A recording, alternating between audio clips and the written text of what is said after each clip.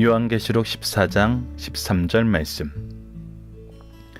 또 내가 들으니 하늘에서 음성이 나서 이르되 기록하라. 지금 이후로 주 안에서 죽는 자들은 복이 있도다 하시매 성령이 이르시되 그러하다. 그들이 수고를 그치고 쉬리니 이는 그들의 행한 일이 따름이라 하시더라. 아멘.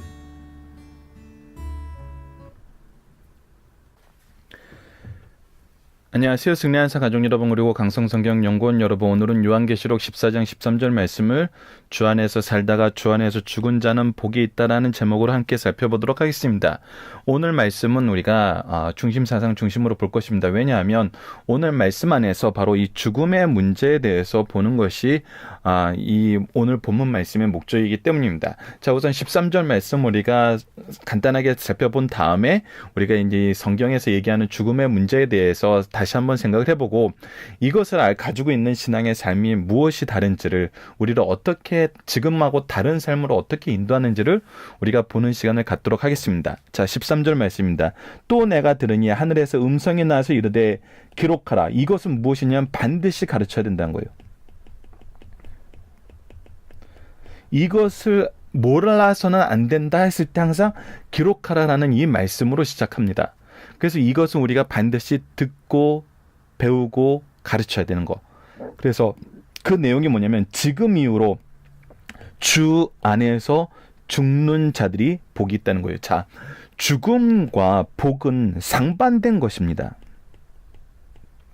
왜 상반된 것이냐면 죽음이 어떻게 왔는지 우리가 중심사상에서 보겠지만 이것은 최초의 죄로 인해서 죽음이 왔어요. 그렇기 때문에 이거는 복과는 상반된 거예요. 근데 다른 것이 있어요. 무엇이죠? 주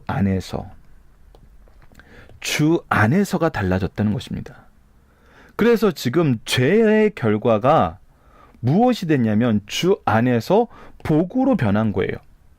우리가 오늘 이 부분을 확인해야 되는 것입니다. 주 안에서 죽는 것이 복이 있다를 때는 죽음은 복이 될 수 없는데 주님으로 인해서 복이 되었고 주 안에서 죽는 것이 복이 되었다는 거예요. 이것이 무엇에 기르기 때문에?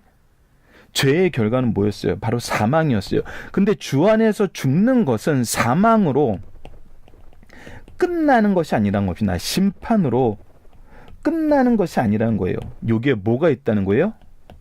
부활과 영생이 있다는 것입니다. 이것이 지금 성경 전체를 통해서 우리에게 가르쳐주고 있는 복음의 핵심이거든요. 예수 그리스도를 통해서 부활과 영생이 있다. 그렇기 때문에 이것이 복이다. 그렇게 선언하자 성령이 이르시되 그러하다. 그들이 수고를 그치고, 자, 이 수고는 뭐였어요? 우리로 하여금 이것을 보고 듣고 전하게 하는 거였어요. 복음의 사역을 하는 거였어요. 우리가 그리스도를 믿는 믿음의 역사 안에서 사는 거였어요. 이것이 구속사의 능력 있는 일꾼들의 모습이었거든요. 바로 이 삶을 사는 사람들은 이 수고를 그치고 쉬리니 이제 참된 평안, 영원한 안식, 그들에게 주어진 상급 속에 사는데 그것은 무엇에 의한 거냐면 이들은 그들의 행한 일에 따름이니라 하시더라. 자, 하나님께서는 분명히 이것에 대한 상급을 우리에게 얘기하고 있어요. 그리고 이것을 통한 우리를 축복을 얘기하고 있어요. 이 부분은 성경에 여러 번 거론됩니다. 마태복음 16장 27절에도 인자가 아버지의 영광으로 그 천사들과 함께 오리니 그때 각 사람이 행한 대로 갚으리라 하셨고, 로마서 2장 6절에서 8절도 하나님께서 각 사람에게 그 행한 대로 보응하시되 참고 선을 행하여 영광과 존귀와 썩지 아니함을 구하는 자에게는 영생으로 하시고 오직 당지어 진리를 따르지 않고 불의를 따르는 자들에게는 진노와 분노로 하시리라. 지금 요한계시록을 통해서 우리에게 계속 보여주시는 건 뭐예요? 여호와를 따르는, 예수 그리스도를 따르는 삶을 살 것이냐, 이 짐승들을 따르는 삶을 살 것이냐라고 얘기해주고 있거든요. 고린도후서 5장 10절도 이는 우리가 다 반드시 그리스도의 심판대 앞에 나타나게 되어 각각 선악간에 그 몸으로 행한 것을 따라 받으려 함이니라고 얘기했어요. 근데 우리에게는 뭐가 있어요? 쉼이 있어요. 영광이 있어요. 면류관이 있어요. 이것을 우리에게 가르쳐주는 것입니다. 우리에겐 죽음이 끝이 아니에요. 죽음이 어떤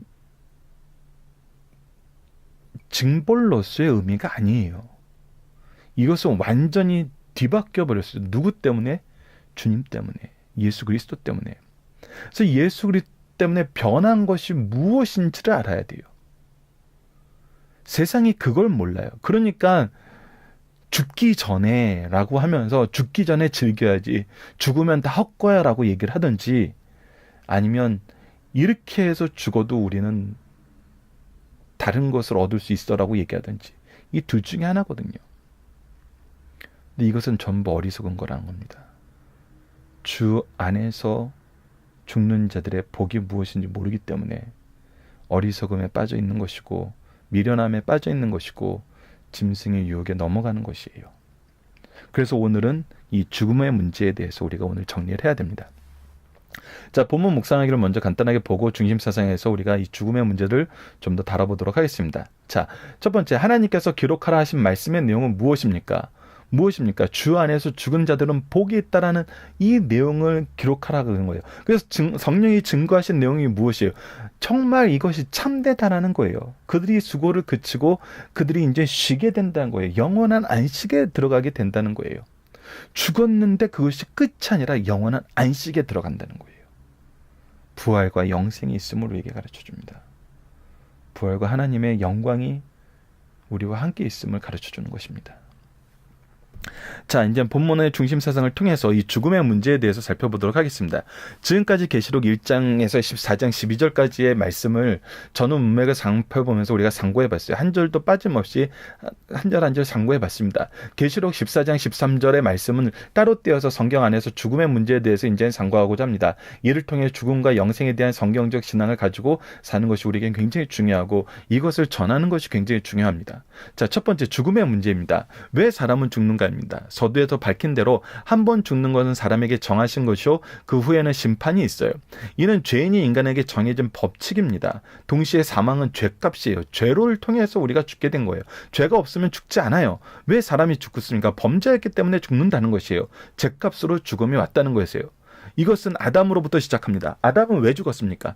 하나님께서 아담에게 단 한 가지 계명을 주시고 그것을 어길 때 죽음에 이르도록 규정하셨어요. 창세기 2장 16절에서 17절입니다. 여호와 하나님이 그 사람에게 명하여 이르시되 동산 각종 나무의 열매는 내가 임의로 먹되 선악을 알게 하는 나무의 열매는 먹지 말라. 내가 먹는 날에는 반드시 어떻게 된다? 죽으리라 하시니라 라고 말씀하셨어요. 자, 아담에게 복잡한 계율을 주지 않으시고 한 가지 계율로서 하나님의 명령을 지키는지 여부를 판단하셨어요. 이렇게 하신 것은 이 아담이 장차올 둘째 이 아담, 예수의 표상이기 때문입니다. 아담이 단 한 가지 순종을 이루지 못함으로 모든 사람이 사망에 이르게 된 것처럼 둘째 아담 예수 그리스도의 의로운 한 가지 행동으로 말미암아 많은 사람이 무엇에 이르게 된다고요? 생명에 이르게 될 것을 우리에게 가르쳐주고 있어요. 우리가 이 부분은 이미 로마서에서 확인했습니다. 왜 하나님께서 하나님의 명령을 어기고 선악과를 먹은 아담에게 회개의 기회를 주지 않고 단번에 벌을 내리시고 사망의 벌을 내리셨습니까? 아담의 계약은 행위 계약, 행위 언약이었기 때문이에요. 행위 계약 아래에는 회개함으로 회복되는 법이 없어요. 그래서 무엇을 주셨어요? 이제 은혜의 언약을 주셨어요. 바로 이것이 예수 그리스도죠. 자, 우선 아담이 왜 굳었는지 간단 명료하게 다시 한번 정리해 봅시다. 하나님 앞에서 받은 행위 계약을 어겼기 때문이에요. 죽음에는 육신과 영혼의 분리인 육신의 죽음과 하나님과 분리인 떠남, 영혼의 죽음이 있어요. 하나님과의 떠남이 바로 영혼의 죽음이고, 육신과 영의 분리가 바로 육적인 죽음이에요. 이 두 가지 죽음이 다 우리에게 왔어요. 두 번째, 아담 이후에 모든 사람은 죄 때문에 죽게 되었고 성경은 일률적으로 이를 가르쳐주고 있다는 거예요. 그래서 우리가 영적으로 하나님과 분리되었고 육적으로는 다시 흙으로 돌아갈 수밖에 없는 그런 상태예요. 그래서 이 문제에 대한 해결로 구약시대에는 죽음의 문제를 어떻게 해결해야 됨을 가르쳐주냐면, 죄를 회개하고 구원받는 것은 은혜 계약 안에서만 가능해요. 그래서 아담이 범죄하여 계약을 어기자 은혜 계약 아래에서 구원을 약속하셨어요. 여자의 후손을 구원자로 보내시기로 약속하신 것입니다. 그것이 창세기 3장 15절에 나타나 있죠. 좀 더 구체적으로 아브라함과 은혜 계약을 체결하셨어요. 이 계약의 중심은 아브라함의 자손인 예수 그리스도가 그 백성을 구원하신다는 것이에요. 그래서 이 창세기 3장 15절의 언약을 계속 구체화시키고 우리에게 그것을 깨닫게 하세요.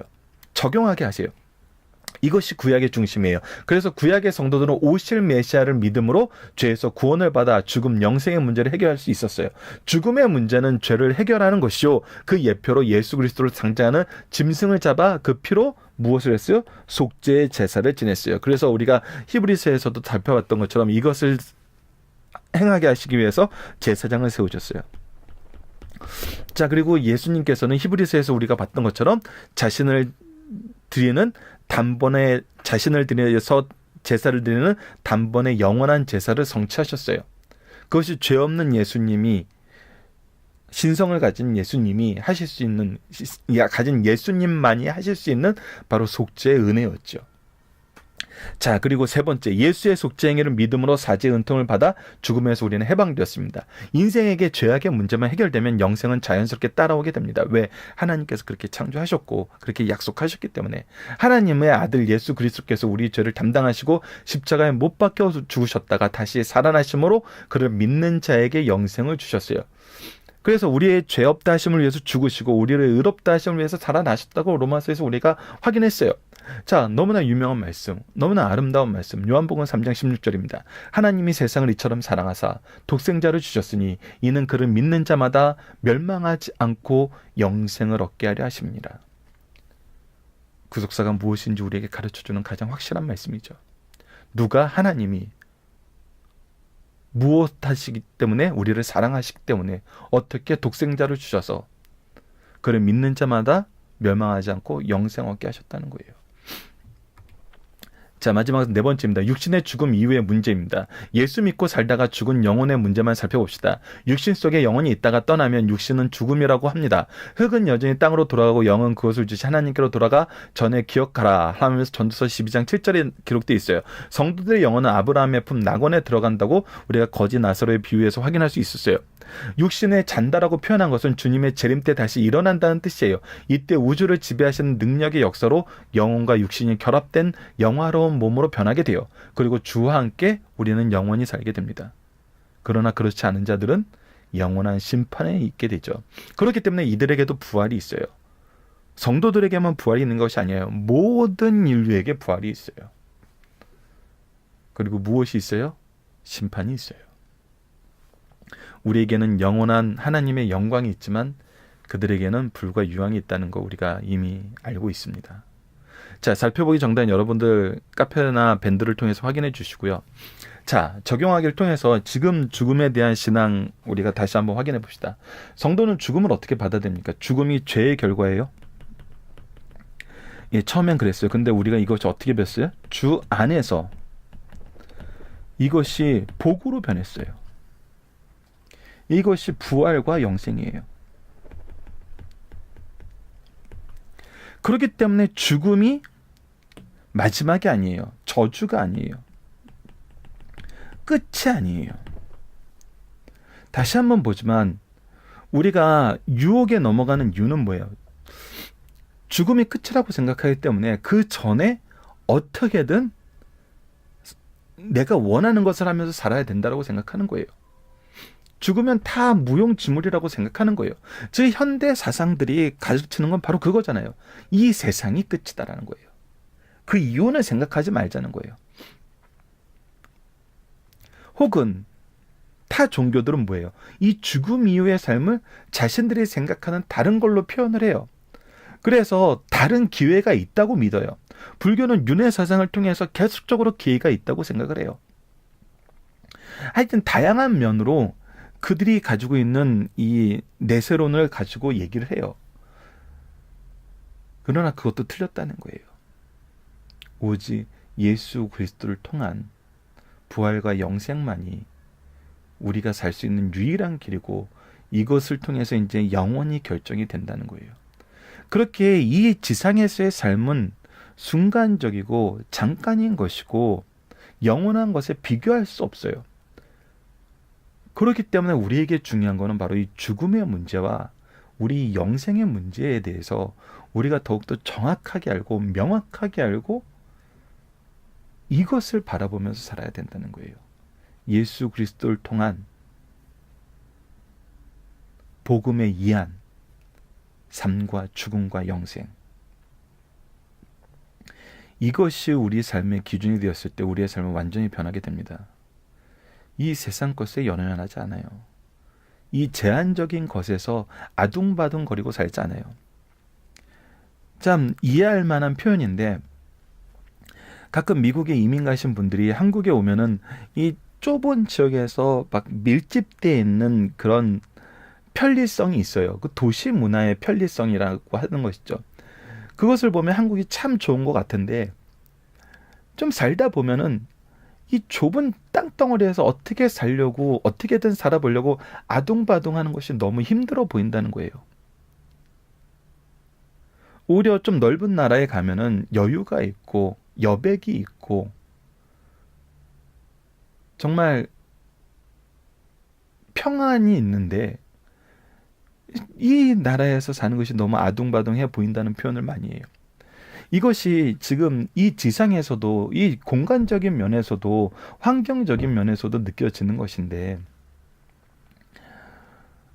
정말 이 세상과 비교할 수 없는 하나님 나라의 영광, 하나님 나라의 풍요로움, 그 안에서 우리에게 주어진 정말 그 시간을 뛰어넘는 정말 놀라운 삶의 그 우리가 지금 상상할 수 없는 모습이잖아요.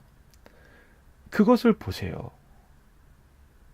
우리가 감히 헤아릴 수도 없고 상상할 수도 없는 은혜와 축복이 우리에게 주어졌어요. 근데 왜 지금 여기의 걸로 우리가 아둥바둥하면서 여기의 것을 놓치지 않으려고 우리 유혹에 넘어가고 정말 어리석은 삶을 살고 허무한 삶을 살냐는 거예요. 그래서 완전히 달라진다는 것입니다. 오히려 우리의 삶은 하나님의 말씀과 그리스도의 믿음을 전하는 삶으로 자연스럽게 변화하게 된다는 거예요. 말씀이 중심이 되는 삶, 예수 그리스도가 중심이 되는 삶으로 변한다는 것입니다. 그렇기 때문에 우리가 이 죽음에 대해서, 부활에 대해서, 영생에 대해서 바로 알아야 돼요. 그것이 히브리서에서 나타났던 것처럼 세상이 어찌할 수 없는 믿음을 소유한 성도들로 변하게 만드는 것입니다. 그것이 믿음의 승리이죠. 자, 적그리스도의 공격과 성도의 승리를 통해서 우리가 누릴 찬양의 제목은 무엇입니까? 영원한 삶, 놀라운 영광, 아버지의 한없는 그 사랑이죠.